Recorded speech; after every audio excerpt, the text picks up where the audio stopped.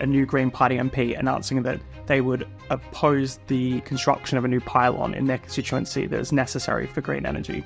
If we're talking about a Labour government here, they're not usually going to do things that people at the IEA think are the best way forward, and planning is huge. But planning is so big, and we shouldn't understate it. Fascism is the wrong word, but Nathism is nearer the mark. It's a sort well, it's not quite so sinister. Yeah, pathetic authoritarianism. It's this petty desire to control people.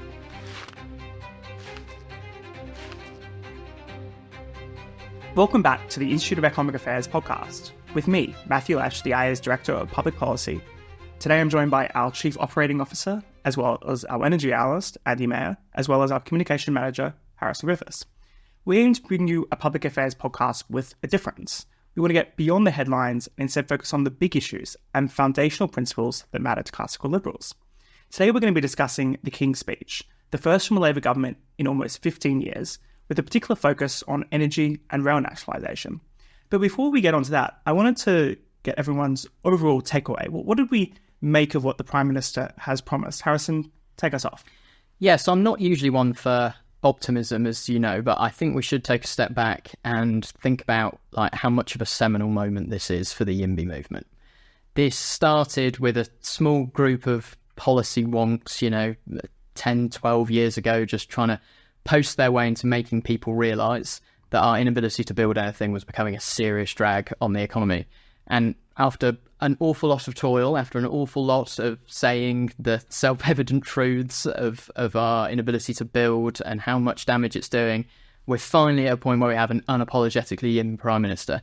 Now, I know the devil's going to be in the detail. There are lots of roadblocks to come, even if he achieves what he sets out to achieve, which is 1.5 million new homes in this Parliament, and some liberalisation of infrastructure planning approvals. It still won't be enough, but this is an excellent first step. And the rest of it I wasn't so keen on. But that's a great step. Let's remember that, because we discussed last week with our special guest, Andrew Ichu, the overall Labour policy on housing. One we should do, and I think I completely agree with you, Harrison, which is the planning stuff was fantastic, revolutionary. I think also the fact that the Labour Party is emphasising the importance of economic growth, and that's rhetorically quite important. They're using the phrase, take the brakes off Britain. What worries me, though, is beyond that, perhaps one bill, there's about 39 other bills, and there's a lot else going on in the King's Speech, and isn't there? Yeah, well, I think first I'd say that what's quite important is the dog that hasn't barked, which is the fear most of us would reasonably have had that whatever the Labour Party said before it was elected is not the agenda it would then deliver. But the Parliament is still young, but so far they are sticking rigorously both to their self-imposed fiscal constraints, despite enormous pressure from the left to increase debt spending, and they're sticking to their focus on growth and industry and all the other things. Now, we can disagree with the Labour Party about the way they're doing that, but if Keir Starmer holds his nerve and keeps his cabinet together and keeps the hard left down on the back benches, this is going to be a sensible Labour administration, much like the one between 1997 to 2005, that will retain its parliamentary majority and potentially grow it.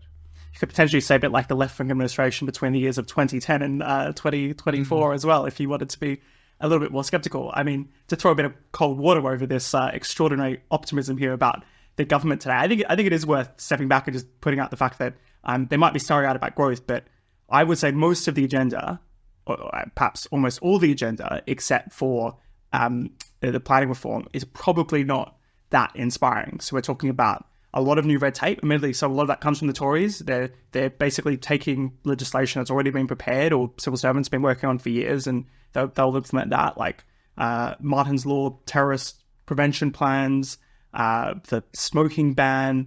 They're going to be continuing and expanding industrial policy. They were talking about new AI regulations. I mean, the list goes on and on here. Could we really be that optimistic? I mean, maybe planning reform is great, but is that enough in order to compensate for all the other kind of fiddly interventionist instincts that it seems that this new government has? I mean, they're not that different to the previous Tory government, but perhaps a little bit more, just that little bit more interventionist.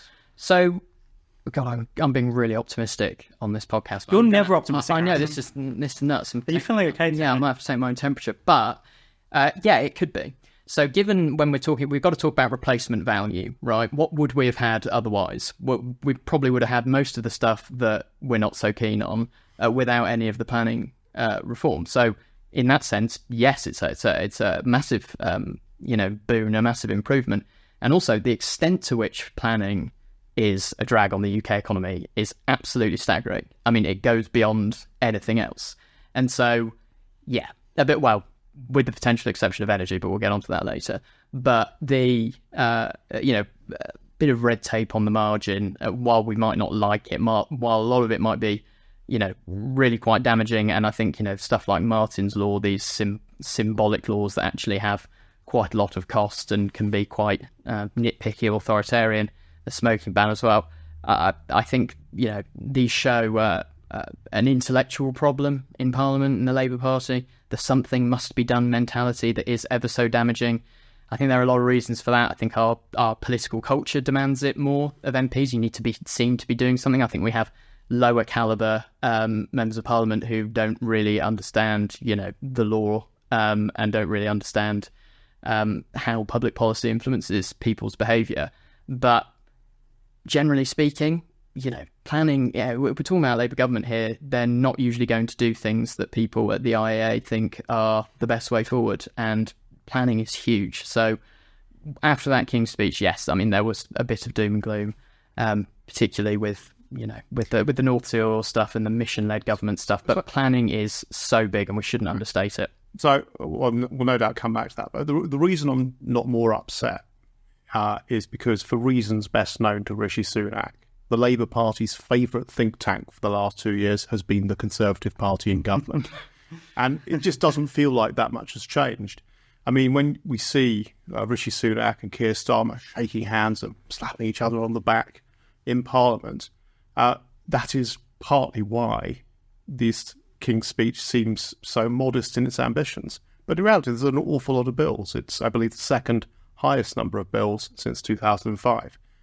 And does that really speak to an agenda that's not quite radical? I don't think it does. I mean, people have said this is not radical compared to what it could have been. Well, it never is.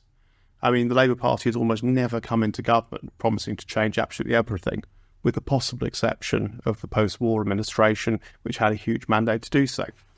These guys have got a huge mandate in terms of seats, but not in votes, and they know that. They know it's a very fragile majority, and they can't change too much without upsetting some of the coalition that brought them there. So I think what we're going to see is them trial stuff. For example, rail renationalisation isn't the radical red meat that will cheer the hard left unions.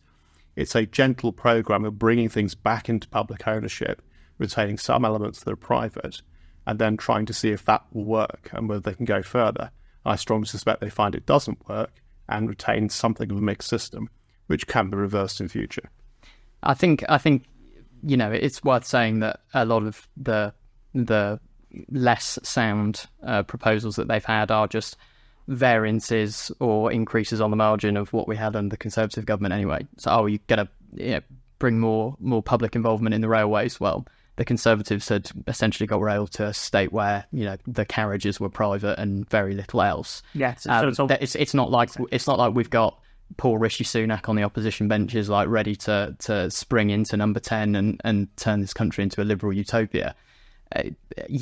Maybe slightly worse than replacement, but there's not really an awful lot to say. Oh God, I can't believe we elected this guy. Yeah, I think it's really difficult at the moment, particularly with Rishi Sunak still as opposition leader, for them to actually oppose much of the government's agenda, because half of it's their own agenda and the other half is not necessarily that radically different. Maybe on a few things like asylum seeker policy in Rwanda, although even then Labour still has the same goal.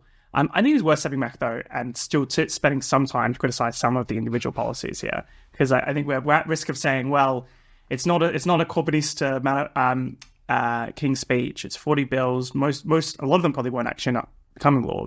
People always forget this, but the parliamentary time inevitably runs out. They have to prioritise certain things and not other things. There's emergencies that happen, so therefore there's emergency legislation, etc., etc. So not everything in here is going to happen, but there are a few things that really came to my mind, which is kind of a problematic way about the way we do politics to some extent. One of them was the new specific criminal offence against drink spiking, which, of course, is a fantastic idea because it's a reprehensible behavior to spike someone's drink in any way. But, of course, it's not that no one had thought of this before, so there are already several existing laws you can use to prosecute the behavior. They're basically creating a law for the sake of creating a law, which I think is obviously the worst use of the criminal system from a parliamentary perspective, because I think it's distracting from actually fixing the issue. And I think it's also probably worth going back to, we've referenced it a few times here, Martin's Law, which is named after one of the victims of the Manchester terrorist incident, a terrorist attack. And the idea is that it will put duties onto venues, any venue that can have more than 100 people, to all sorts of risk assessments and training for their staff. It's going to cost something like £2.5 billion, according to the previous government's risk assessment.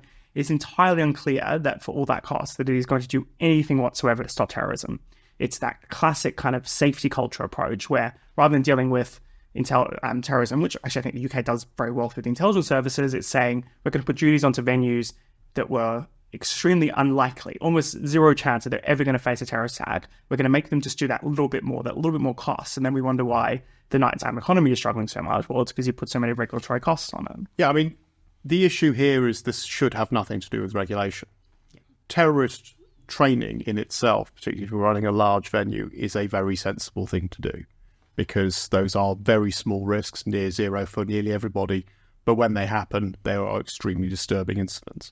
And what we're seeing now with the attempted assassination of Donald Trump is very similar. The Secret Service and the police are reviewing their approach to managing a situation that went horribly wrong. And I've done some of this training and I've implemented something akin to it here. And I would advise anybody to read it, but I can't see any value at all in the government wasting parliamentary time ordering church halls and pubs to do the same. Because frankly, the additional cost of doing so and doing it properly would be vast. I think the estimate is £2.1 billion per year might need to be spent across the economy. Oh, that's something that many venues can do, but at the margins, it's clearly going to be one of those things, added red tape, that pushes some marginal businesses over the brink. And that in itself is going to do far more damage than any terrorist ever could. And this is the important thing I think we need to address, is that often when we talk about regulation, we're not talking about 1, 2 or 3, pieces of huge red tape that cause rampant economic destruction. Sometimes we are, but usually we're talking about a ratcheting effect. We're talking about lots and lots of independently small government mandates that just make doing business that little bit harder and that little bit more costly, and they pile up over time. I think the other disturbing thing about this as well is that it further contributes its small part to something else that's a product of a ratcheting effect, which is the increasingly blurred line between state and private in this country.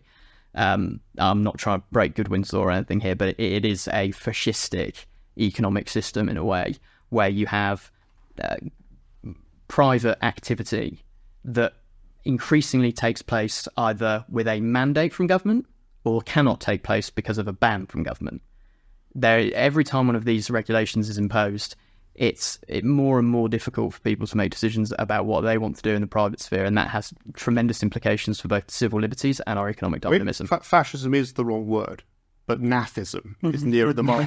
It's a sort of it's not quite so sinister. Yeah, pathetic authoritarianism. It's this petty desire to control people. It's the sort of thing you might expect to see in a parish council where people are getting overexcited about small stuff, like whether or not they've got the best buns on sale. And somebody comes in and says, well, has anybody tasted these? Has it been cooked in the right kind of kitchen? It's that kind of irritating non-entity politician obsession that comes from small NGOs and campaign groups that somebody picks up, it gets a life of its own, and it ends up as a bill in Parliament.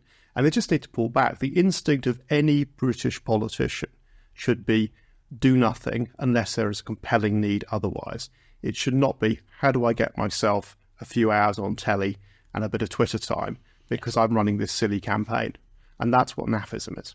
Yeah, I mean, I think it's also just back to what the government's trying to achieve in terms of boosting economic growth, creating these kind of nitpicky regulatory interventions. It's what really worries me, because it says they're not kind of conscious of the trade-off involved here, that every single time they intervene a little bit more, there's a little bit of additional cost. And if you're serious about growth, you need to start going in the opposite direction and be pulling back on the red tape. Just moving on to another major theme that I want to have a bit more of an in-depth conversation about. which has really come up with last week, which is the new government's approach to energy. And there does seem to be some notable shifts compared to the previous government. We've not only had the announcement, again, of the establishment of Great British Energy, we've had the approval of specific renewable energy projects, as well as a reiteration on the news that the government will be banning all new oil and gas. And do you focus a lot on these issues? I mean, what your takeaways are? So if we look at the differences, the starting point is that both parties are almost religiously committed to net zero as an ideology, that we are definitely going to decarbonise our economy by 2050 using all means necessary. It's enshrined in law. Parliament has declared a climate emergency, so why wouldn't we? So there isn't much change there. The Conservative approach is we will build absolutely anything that we need to build to get there as long as nobody can see it, which has generally meant that we end up with a lot of offshore wind, no onshore wind, no solar farms, and not much else getting built because the Conservatives spectacularly failed to deregulate anything from planning through, more crucially, to permitting, which is the very long process most of these things go through, specialist to each industry, that then adds years to the time it takes. And that's particularly true, say, in nuclear. So Labour, as Harrison noted, have changed the approach on planning. That's great, and that's going to cause all sorts of NIMBY rows with all sorts of different groups, including, bizarrely, the Green Party. There was that beautiful moment this week that is just worth pointing out, which is a new Green Party MP announcing that they would oppose the construction of a new pylon in their constituency that is necessary for green energy.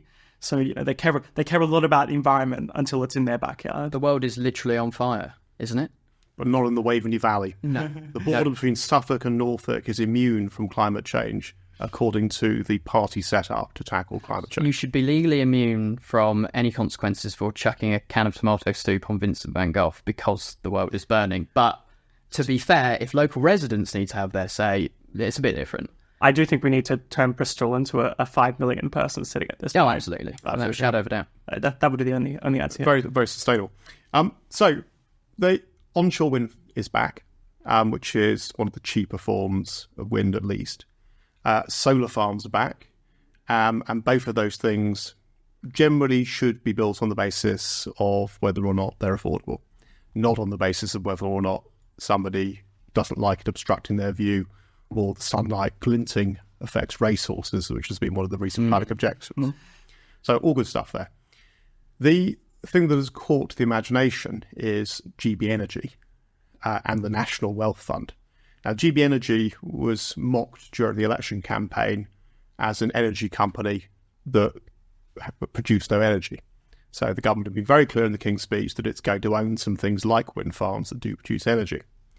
In reality, though, it's an investment vehicle, and although it sounds radically different, it's actually no different at all to what the Conservatives set up in 2014 and 2021, which were respectively the British Business Bank, which is not a bank, and the UK Infrastructure Bank, which is also not a bank and neither are regulated as such.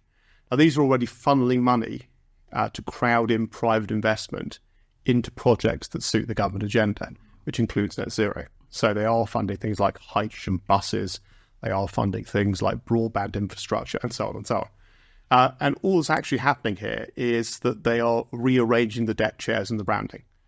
So there will be a difference of emphasis, but that difference of emphasis would have come with a change of political regime. There is also some like £8 billion more, which you could say is a not insignificant amount. Although is probably in the context of hundreds of billions in this space. Yeah, so not that much. So I forget whether it was the first or the second, the Infrastructure Bank, that was going to deploy about 22 billion.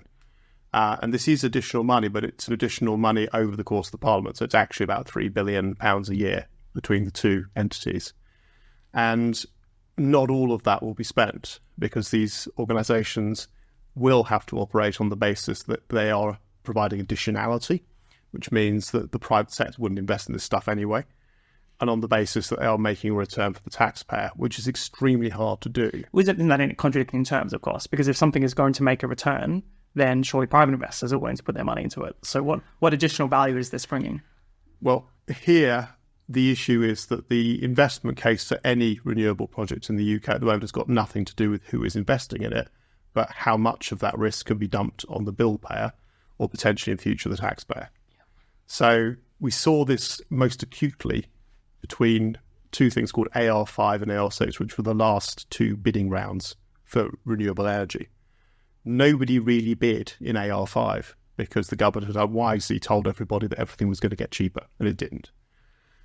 They then boosted the contracts by 30 to 70% based on technologies. And that has meant that they've got some bids, but the industry's reaction with the new government is not, thank you very much, that's enough. It's, we want even more, and we want you to extend the lifetime of those contracts from 15 to 20 years, so we have an even bigger guarantee. So already, there's a certain return on that if they go ahead with it, and it'll look good on the books for GB Energy and the National Wealth Fund, but it's you and me that are paying. And so net, these things could be hugely loss-making and probably will be. Can I bring you in, Harrison, on this other big part of their agenda, which is, of course, banning new oil and gas? Yeah, so this, I think, all of this, as Andy's, I think, pretty well laid out there, it's another sector of the economy which has, in large part, been just subsumed to the direction and the goals of the state. Now, in this particular case, that's not entirely terrible because there is a legitimate case that, you know, fossil fuels produce negative externalities, primarily climate change and other things like air pollution, that the government may have a role in internalising. Now, if we're in a situation where it's like you have a completely neutral policy, tax, regulatory environment with a carbon tax levied per tonne of carbon that was a reasonable approximation of the social cost of the externality, and that money was reserved and being directly funneled into some agency that used it to, you know, I don't know, subsidise the risk premiums for a nuclear power plant, then, okay, fair enough. Yeah, I wouldn't have too much to complain about there. But that's very much not what we're talking about. We are talking about a slow ratcheting increase in essentially state direction of our energy grid, which hasn't been a good thing. You had Carla Denyer, the leader of the Green Party, on Politics Live the other day. She was getting a grilling about Adrian Ramsey, her co-leader's opposition to this new solar farm in Herefordshire. And in order to deflect from that, she very predictably blamed the privatisation of energy utilities in the UK for the problems we're experiencing, which I find to be absolutely hilarious, because when we had about 10 years of a reasonably privatised, reasonably competitive system, we saw electricity prices going down for people, and about 26%, I think an IEA report has highlighted. And it's since then where things have started to change, as your recent report on red tape and the cost of living crisis has highlighted. You have the 2008 Climate Change Act and the 2019 update to hit net zero by 2050, which passed Parliament with essentially no opposition. You also have, you know, reforms in the coalition era that it just increased the discretion that ministers and regulators have had over our energy market to basically impose whatever climate targets and the like that they wish on the market, which stops the market serving consumers. It starts to serve politicians' interests instead of consumers' interests. Here, with the oil and gas ban, I mean, it's pretty ridiculous, as you've written in CEAM this week, and just make it when it doesn't do anything to change the reality, which is that we are going to continue needing fossil fuels for a very long time in the UK. Yeah, politicians can deny this reality because they don't really have much of an incentive not to. But all this is going to do, I mean, we've got a lot of good stuff under our feet, which we're now just going to buy more expensively and perhaps a little less securely from Saudi Arabia and other such dodgy entities. The hard fact that matters is we are 75 to 80% dependent on oil and gas principally for our energy needs. And most of the political debate is focused on decarbonising the grid power that amounts to about 20% of our energy use, the rest being heat, industry and transport. And while that remains the case, it matters not a jot to the climate where the oil and gas we use comes from, bar the fact that if we are transporting in vast diesel-consuming tankers, it is likely to have a bigger carbon footprint from transporting it than if we drilled it in the North Sea, through the Forties pipeline system, or through local boats, or onshore via fracking. So the whole argument is deeply disingenuous. And worse, the government has used the windfall tax on the North Sea's existing operations to suggest it's going to be a way that they're going to partly fund Great British Energy and the National Wealth Fund. So they are deliberately sabotaging the one thing they say they can use to drive green industrial strategy. So no one understands the logic here, other than that it's a very easy piece of virtue signalling to the rest of the world to say, look, we've stopped doing it, why don't you? Well, we know from the Climate Change Act that Ed Miliband brought in back in the day in the last Labour administration, that the world doesn't follow us. The world goes on its own way, and most of the world is more focused on developing economic growth and then worrying about how to use that growth to drive environmental improvements like tackling climate change and moving in that direction. So emissions are continuing to rise, use of oil and gas is continuing to rise worldwide, and even if Labour or future governments achieve this net zero target, the net impact on global emissions will be irrelevant. No difference. Let's move on to our final topic I wanted to discuss, which is another classic of the new government's agenda, which is plans to renationalise railway franchises as they expire and create a new Great British Railways to manage the entire system. Harrison, the return of socialist railways. Yeah, but as I say, not really much of a departure from the direction we've been on. It's another sector which was largely privatised under the auspices of Margaret Thatcher's reforms. And, you know, it didn't necessarily last for a particularly long time. Tony Blair renationalised Network Rail, which is... The majority of the delays are as a result of the railway system itself, not the operators of the trains, yeah. Precisely. The government owns the franchises and simply outsources the decisions to run them. It still makes all of the infrastructure decisions.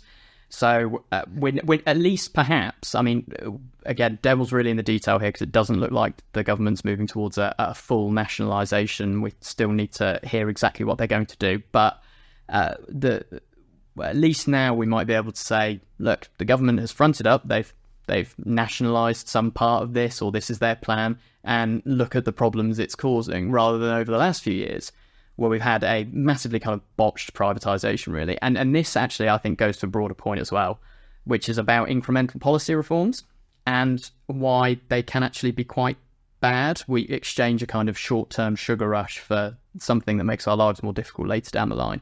Because while railways did get better after privatisation, can't get away from that, you know, use and passenger satisfaction's gone through the roof. Doubling the number of passengers. Absolutely. And British Rail was terrible.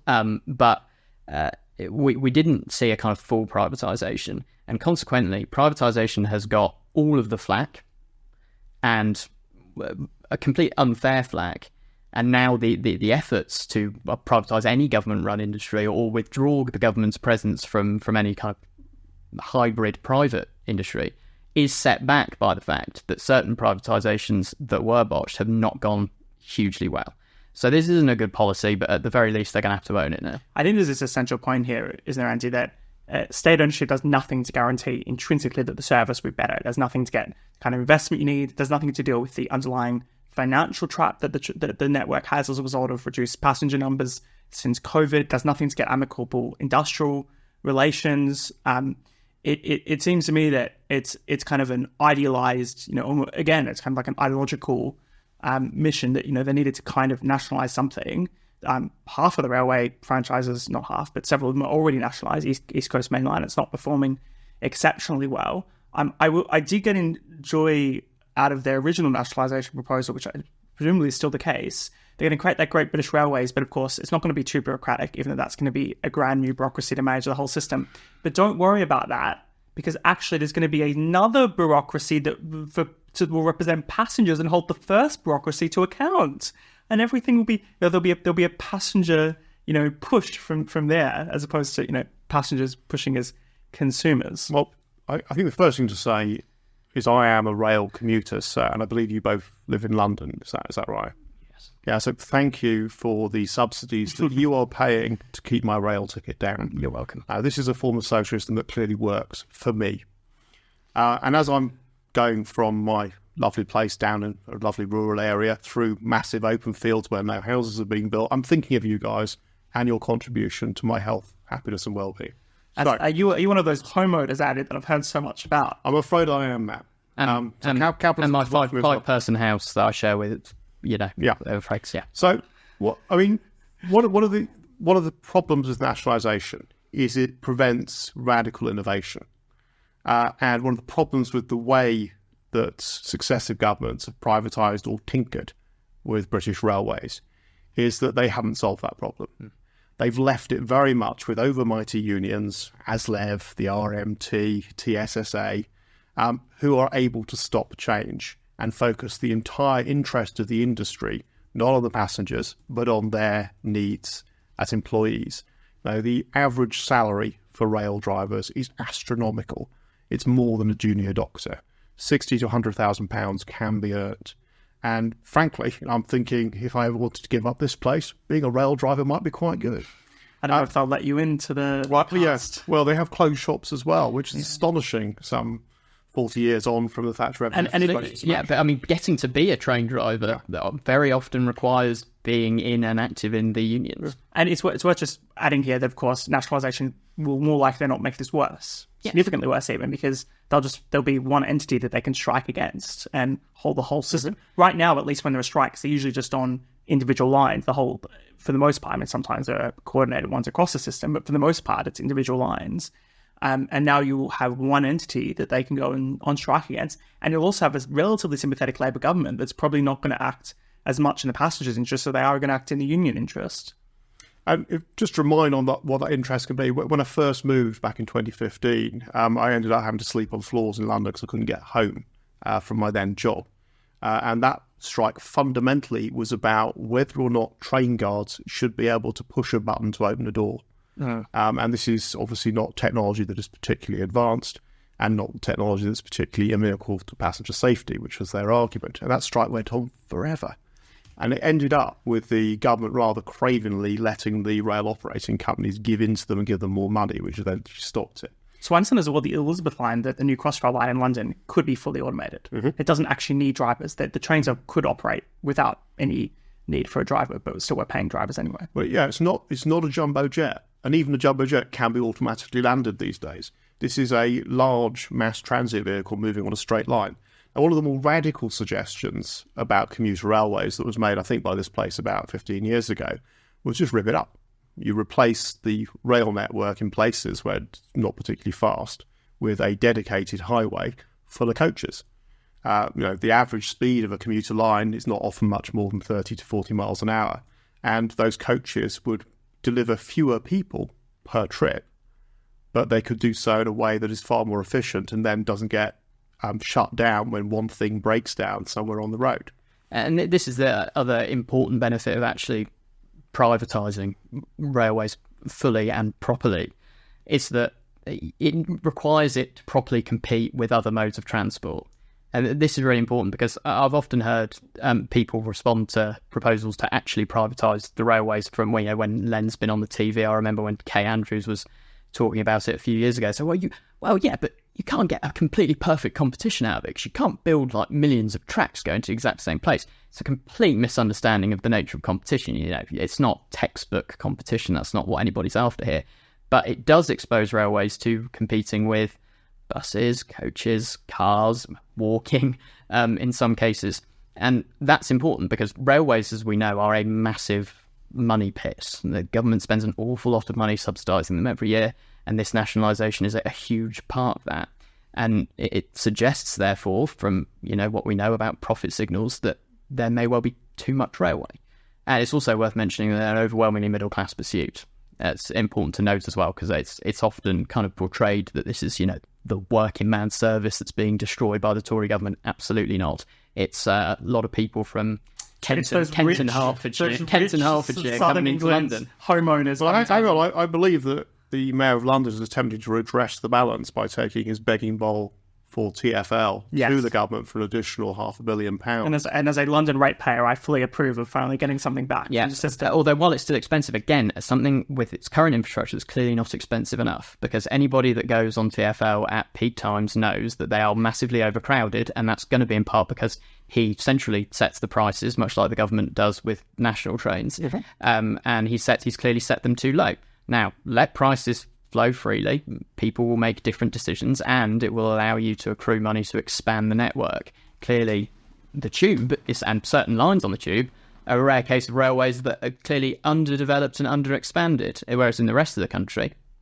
I think I'd also make two other points. One is in terms of how you build out more railways, and this was historically how a lot of the tube was built out, which is you build out the railways and then you construct towns, villages, extended parts of major cities around it, and that use that to fund the railway. So use the value capture. To some extent, that's actually what happened with Crossrail, of course, which is they use the additional land value increase that would come from building the railway. They tax that to the local businesses and property owners around the railway stations, and then you use that to fund the infrastructure. So the people who benefit are the ones who pay for it.